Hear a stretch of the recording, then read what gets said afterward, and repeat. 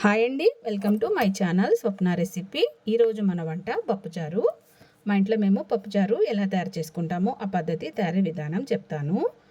పప్పుచారుకి కావాల్సిన పదార్థాలు ఇవి: 1 కప్పు కందిపప్పు, పండు టమోటాలు 3, ఒక మీడియం సైజ్ ఆనియన్, కొద్దిగా చింతపండు, 4-5 ఎండుమిరపకాయలు.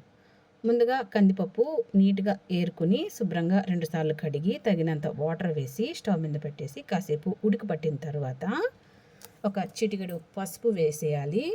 ఎక్కువ పసుపు వేయకూడదు, చిటికెడు పసుపు వేసుకుంటే సరిపోతుంది. ఎండుమిరపకాయలు వేసేసి కట్ చేసిన ఎర్రగడ్డ ముక్కలు, టమాటా ముక్కలు కూడా వేసేయాలి.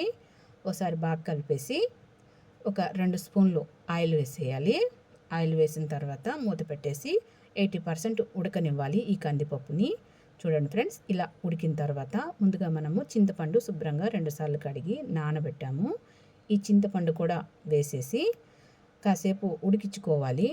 పెద్ద మంట మీద కాకుండా చిన్న మంట మీద మూత పెట్టేసి మరో 5 నిమిషాలు ఉడికించుకోవాలి. తర్వాత చూడండి ఫ్రెండ్స్, ఎలా ఉడికిందో ఈ కందిపప్పు. ఈ కందిపప్పు అయితే ఉడికిపోయింది. స్టవ్ మీద నుంచి దించేసి ఈ పప్పుని మనం మెదుపుకుందాము. ఈ కందిపప్పుకి తగినంత రాళ్ళ ఉప్పు వేసి ముద్దకంతో ఈ పప్పు బాగా మెత్తగా మెదిపేసుకోవాలి.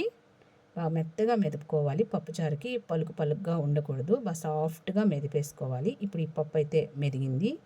తగినంత వాటర్ వేసేసి ఒకసారి కలిపేసి స్టవ్ మీద పెట్టేసి ఈ పప్పుచారు తెల్లనిద్దాము. ఇది తెల్లుతూ ఉంటుంది. మరో స్టవ్ మీద మనము ఈ పప్పుచారుకి తాలింపు వేసుకుందాము. ఫ్రెండ్స్, స్టవ్ మీద కడాయి పెట్టేసి ఒక 2 స్పూన్లు ఆయిల్ వేసి తాలింపు గింజలు చూడండి: ఆవాలు, జీలకర్ర, మెంతులు, ఎండుమిర్చి, దంచిన వెల్లుల్లి రేఖలు 4-5.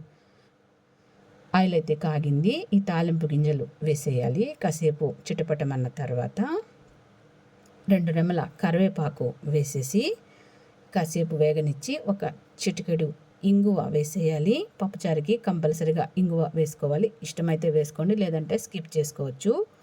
తర్వాత కాసేపు వేగిన తర్వాత కాగుతున్న ఈ పప్పుచారులో ఈ తాలింపు వేసేసి ఒకసారి బాగా కలిపేసి పెద్ద మంట మీద బాగా తెల్లనివ్వాలి. పప్పుచారు ఎంత తెల్లితే అంత రుచి వస్తుంది ఫ్రెండ్స్. చూడండి ఎంత బాగా మరిగించాలి. ఈ పైన వస్తున్న తెల్లటి నురుగంతా ఆరిపోవాలి. ఆ నురుగంతా ఆరిపోయే వరకు బాగా తెల్లనిచ్చి స్టవ్ కట్టేసుకుంటే గుమగుమలాడే పప్పుచారు రెడీ అవుతుంది. ఫ్రెండ్స్, మీలో ఎంతమందికి పప్పుచారు అంటే ఇష్టము కామెంట్ చేయండి. పప్పుచారు వీడియో నచ్చితే లైక్ చేసి మరిన్ని వీడియోస్ కోసం ఛానల్ సబ్స్క్రైబ్ చేసుకోండి.